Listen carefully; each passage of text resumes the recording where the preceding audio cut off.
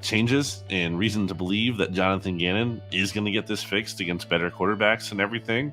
That question is still very much remains out there. You want to throw all the caveats out there in terms of it's week one, there's time, the defense has a bunch of new starters, they can adjust. No one's saying that he should be fired on the spot, or at least, some people are probably saying that, but he shouldn't be just yet. But it's not the encouraging performance you're looking for in week one.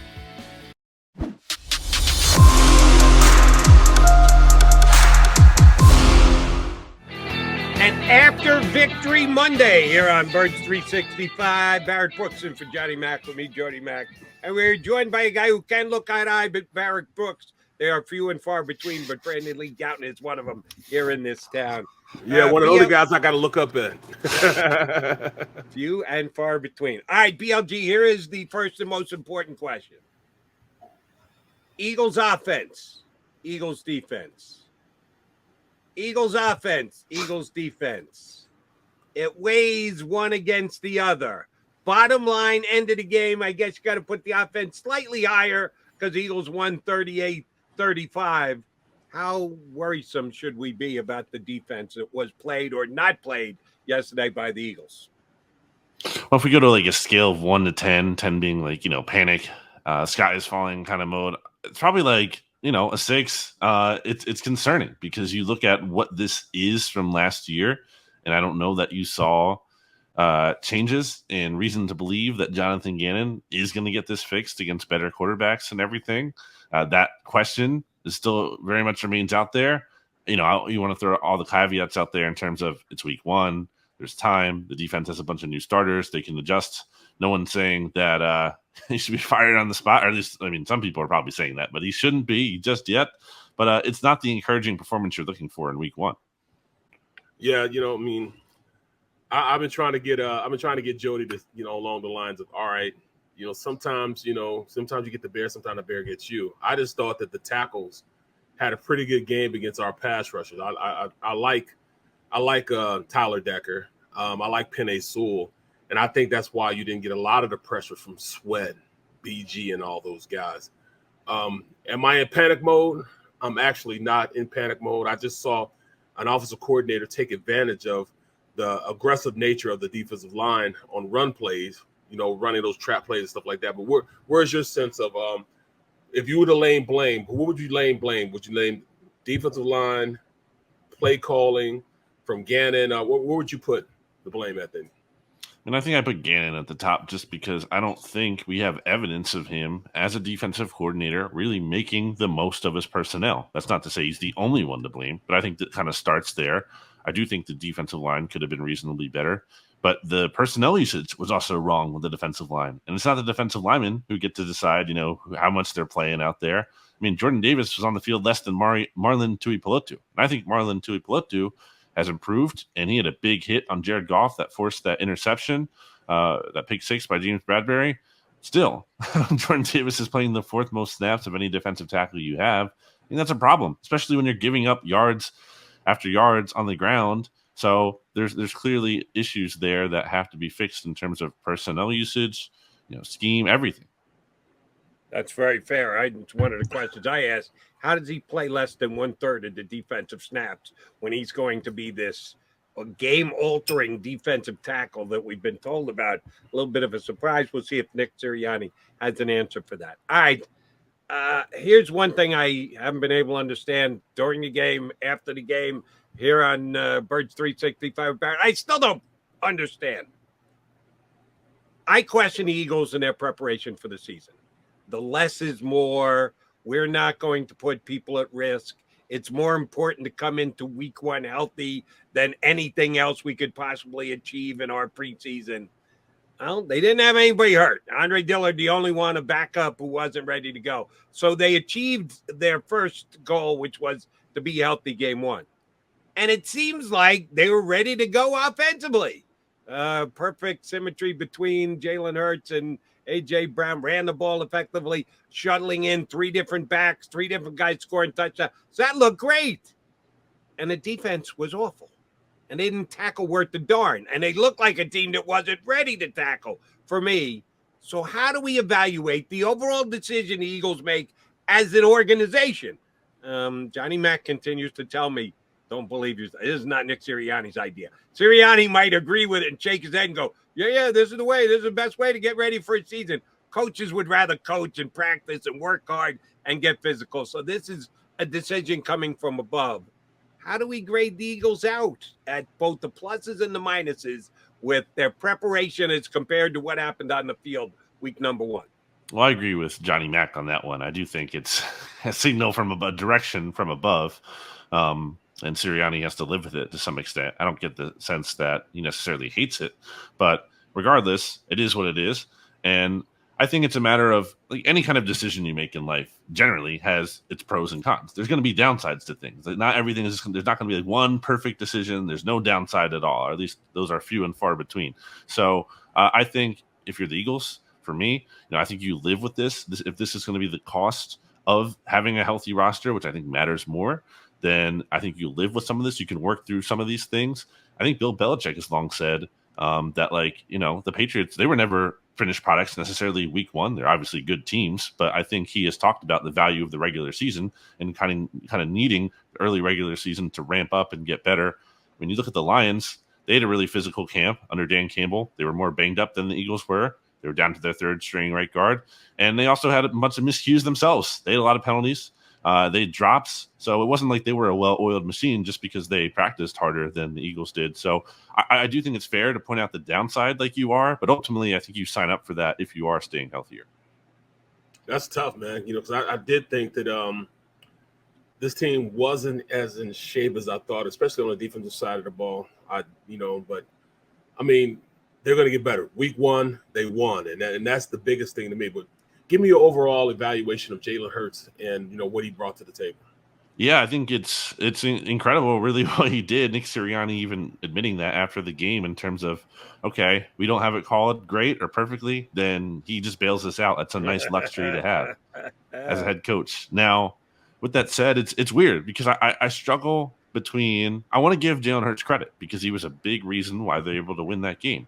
Correct. At the same time, I think, like, you can't run this much every week. You can't be taking that many hits. That's not sustainable.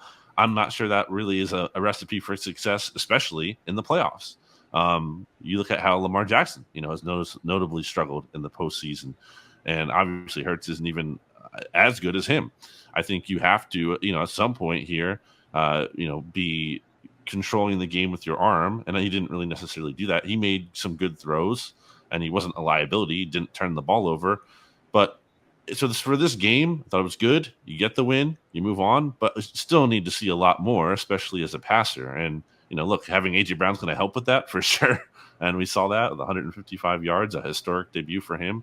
But I'm wanting to see more. It's not like this game from Jalen Hurts. Yes, it's not like this radically, changed my opinion on him. You think he got better though from last year to this year? I have a tough time answering that. Like, did he do anything that, like, we saw that, like, oh, that's a night and day different play? Like, we know he's a good runner. Did he do anything? Yes, he had a good throw, obviously down the field to A.J. Brown. He had another good throw on a slant in timing to get into, I believe, goal-to-goal territory. So, yes, there were some levels of improvement. I don't think this is a radically different player, especially as a passer. I don't know about radically, but I thought he had a damn good game and better than most games last year. We discussed this earlier in the show. See if you're on the same page we are. Are we obligated to send Dan Campbell a thank you card for his decision to try and stop the clock at the end of the first half and set it up for the Eagles to get a score before they got off the field? And then as you play the results, ill-advised attempt at an onside kick. The Eagles got a little bit of a helping hand from the other team yesterday, did they not? Yeah, if I'm a Lions fan, I wouldn't mind the onside kick as much, just from a standpoint of the Lions defense was not stopping the Eagles offense much at all, and they kind of needed something to get them either inspired or steal a possession somewhere. So that one I think you can live with if you're a Lions fan. The other one, the first one, the timeout, yeah, that's a little less forgivable. Even if the Lions somehow get the ball back there, I mean, how much time were they going to have left in the half? I mean, best case scenario, they attempt a long field goal, maybe. But yeah, the Eagles kind of got a break there. I like, man.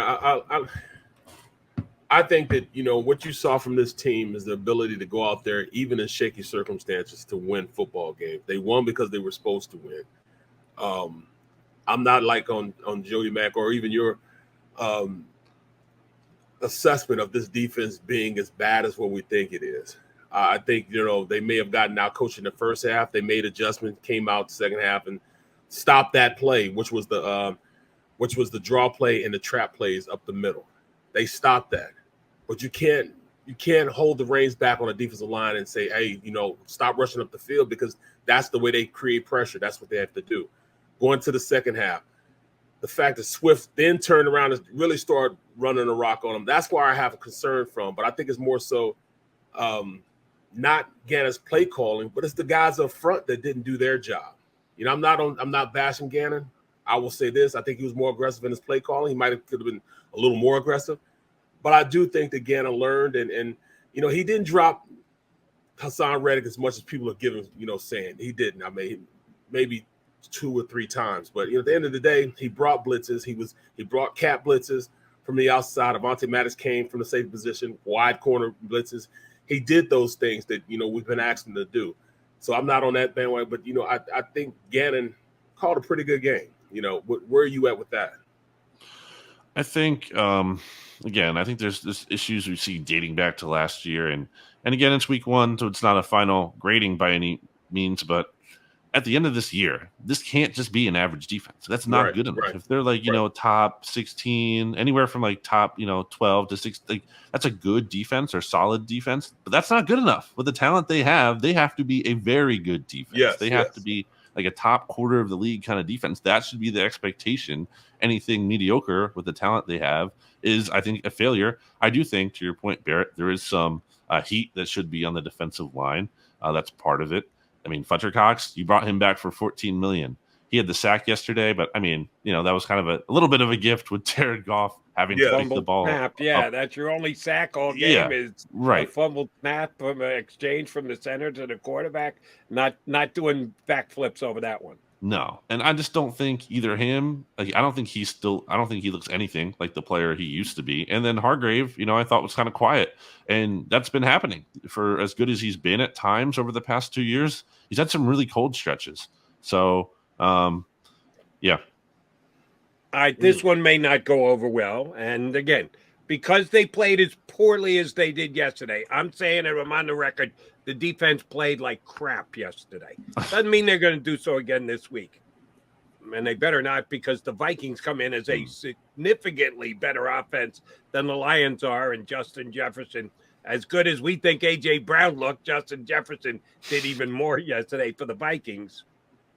And Darius Slay was part of the issue yesterday. He got beat a couple of times, BLG. And I know that he's one of the best corners in football. His track record, his career puts him in that lofty conversation. He didn't belong there yesterday. He got beat a couple of times. Are they going to let him go mano a mano next week against Justin Jefferson? Adam Thielen's a damn good number 2. So it isn't like you're not giving your other corner, Brad Berry, who had the big pick 6, any responsibility. And somebody's going to be in the slot, which means Maddox is going to get coverage time.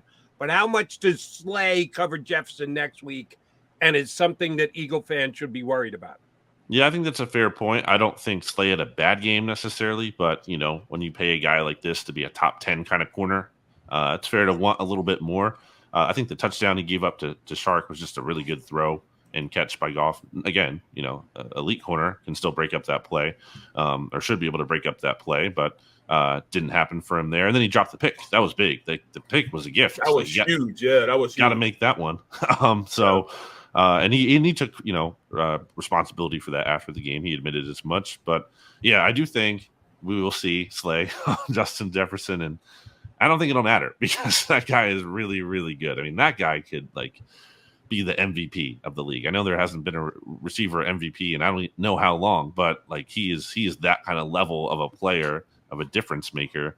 And, yeah, it should be concerning. I tweeted out last night. I was like, what's the over-under on Justin Jefferson's yards for next week? And I think some people were responding. They're more concerned maybe about Dalvin Cook because of the way the running game towards the Eagles on Sunday. But, I mean, the Lions don't have anything at receiver that is anything close to Justin Jefferson. He's going to be a problem.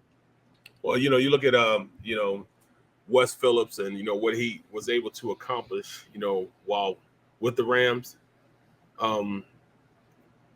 The schematics that he brought to the table while there, when he has that combination with quarterback and receiver was the best we've ever seen. He brought the same scheme here to the Vikings. Schematically, it's going to be hard to really put yourself in position to stop them. I think our defense is a lot better than they were last year. I think that you'll see a lot better effort from the defensive line as you saw this last game. I am not out at all on Gannon right now. I keep saying it, how do you implement stopping the run with Davis more and having him being more of an impact with only having less than 20? Was it less than 20 snaps that he had? It's like 22, I think. Or 22. Okay. Do you see Davis making more of a presence this next game going forward? Because they have to stop the run to keep the pass from really killing him. That's what we need to see from Jonathan Gannon. This is, week one. You're figuring some things out. Does he adjust? Does he take, feedback and criticism? Does he self-scout and realize, okay, we can improve here. We can apply these adjustments, make some improvements. That's going to be important to see. And I think that should be an obvious one. I think they're going to probably talk about when Jonathan Gannon speaks to the media this week and Nick Sirianni today again about, maybe some of these things are matchup specific. I mean, that's all well and good, and there's some level of truth to that. But at the same time, Jordan Davis is a really good and special player. And when you're struggling against the run, maybe he should be in a little bit more, especially in on those early downs. I mean, first down. Early in the game, I don't think he really got into the red zone or down there. It was the damage is kind of done here, guys. Can we get him in on the early downs? Maybe you don't get to the red zone. So yeah, I think that's something they have to tweak. Yeah, BLG, and that's the problem right there. The Achilles heel all last year was the offensive output the teams had on first down. They were killing people on first. I mean, they would get killed by people on first down. They would be 2nd and 2, 2nd and 4, instead of being 3rd and 10. That's where I thought that you should put in Davis on first down, start the game off, get things going in the right direction with the run, because they started out running the rock. I do have a bone to pick with him in that aspect. You didn't see him until later on in the first quarter, and that's by then, like you said, it's too late. Is it because they think he's out of shape, or do you think he's just not ready at this point to go in and implement him full time as a player?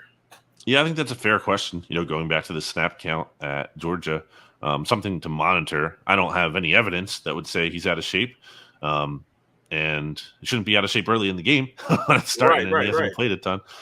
So, yeah, I mean, all that, it's not like he's going to play. I mean, Fletcher Cox and Hargrave led the Eagles' defensive tackles and playing percentage at like 50, just under 60%, basically, just a little bit over 50. So it's not like, he's going to play the whole game and anyone's asking for that. But, there's some kind of happy medium there between how low he was and that amount. No surprise. That's all we're saying. Two things. Number one, do you know what time Nick Sirianni is scheduled to talk? And do you believe that will be one of the key questions as to the way that they deployed their people yesterday? I got to believe it's at the top of the list because you guys are going to ask about it as well. You should. When does he answer why so few snaps for Jordan Davis today? Well, that'll be at 2:45 today. And then I believe we'll hear from Jonathan Gannon at some point. Either Tuesday or Wednesday, depends, because the Eagles play on Monday next week, so they push their media schedule back a day typically, but I don't know that for sure. So yeah, he definitely will be asked about that. And again, I think it's going to be, a mix of, we're looking at things, we can adjust still. It's week one, and a mix of we have matchup specific things. We're happy with where Jordan is, something along those lines. All right, BLG, I'm taking a peek here at the Dallas Cowboys schedule. They got beat last night. Their quarterback needs surgery on his thumb, guaranteed to miss at least 2 weeks, probably 3, maybe 4, goes to IR. Cincinnati next week, home again at the Giants the week after, Washington at home, and then at the Rams before they come here to Philadelphia. Could the Cowboys come in 1-4? Could they be 1-4 when they show up here in Philadelphia in week 6? They could. I mean, Who's their quarterback? Cooper Rush? Cooper Rush. No, Cooper Barrett Rush, was baby. talking him up last hour. He won for him last He's year. 1-0 last year. 1-0, baby. He was. Minnesota. He also had a much better supporting cast then than he does now with, Amari Cooper was still there. They had La'el Collins still. They had Tyron Smith, I think, at the time. Yep. Oh, yeah. Much better supporting. Cedric Wilson. They had Cedric a Wilson. squad. Yeah, Williams. That's the thing. I mean, even like the Dak injury is huge, but they lost their starting left guard last night who was playing because Tyler Smith had to move out to left tackle because they lost Tyron Smith. They also starting safety Jaron Kearse was out leaving the game on crutches. So it's not even just Dak. Like, they're losing key starters elsewhere. They're not in good shape. Good. Cowboys could be buried by the time they got here. Eagle fans have to love that. But I will give Tyler Smith, because I kept an eye on him last night in the game. He did not play badly. I thought he could be taken advantage of moving back out the left tackle. Jason Peters wasn't even activated, but you wouldn't have put him into the game because he was playing well. But That's you're our right. secret weapon when we play him. That's our secret weapon. Offensive line does look like it's not going to be up to snuff and could be a major setback for the Giants. And anything else around the league grab your attention, BLG, above and beyond the Birds, finding a way to win 38-35? Anything else in the NFL really make you stop and take notice? Well, it's really annoying for the Eagles that the Saints ended up winning against the Falcons. No team knows how to snatch defeat from the jaws of victory better than the Atlanta Falcons, who were up 16 points with just under 13, I believe, in the fourth quarter. And it's looking like, this is a nice sign for that Eagles first round pick that the Saints they have from the Saints in the 2023 NFL draft. But sure enough, Falcons blew it like they always do. No matter who the coach is, who the quarterback is, who the GM does, they find a way to blow it. And the Saints eke out a 1-point victory. So a little good to see that the Saints maybe aren't as good as all these people seem to inexplicably think they're going to be. Oh, you're still predicting like 6 or 7 wins for the Saints, huh? I mean, I don't know about that. I think the NFC is so weak they can, win 9, be a wild card kind of team. But I mean, Peter King is out here saying they're going to make the Super Bowl and win the 1 seed. I think that's a bit much. I'm not ready to go there, but I think they're winning double-digit games. I think they're winning 10 this year. Eagles pick is not going to be good. The Saints pick is not going to be good. So if you're thinking about getting into the top 5 by combining those 2 picks, you better add 2 more 2s to it to make that kind of a move. Not happening. They're both going to be good this year. I agree with that. It's not going to be high. I don't think it's going to be in the top 10, but I think, there's a chance they could miss the postseason or, again, make a wild card and then get bounced. So then that pick is around 19 instead of in the 20s. That's kind of the ideal, realistic scenario. But it would have been very helpful if the Falcons had actually beaten them, but they didn't. And then, by the way, good showdown game, week 17. You want to drop that Saints pick a peg, you get them in week 17, you handle your own business here in Philadelphia. BLG, you always do a good job handling your business when you come on with us. His website, Bleeding Green Nation, is a must hop on for any Philadelphia Eagle fans. He's got some great stuff up there today. Thanks for sharing with us here on Birds 365, buddy. Thanks, guys. Take it easy. Have a good one, man. Brandon Lee Gowton from Bleeding Green Nation here with us on Birds 365. All right. Barrett Brooks in for Johnny Mac. Johnny Mac will be back here tomorrow. We're on Birds 365 for sure. He's in transit coming back from Detroit. Got a couple more things I got to run by Big B before we put a bow on the show here on Birds 365.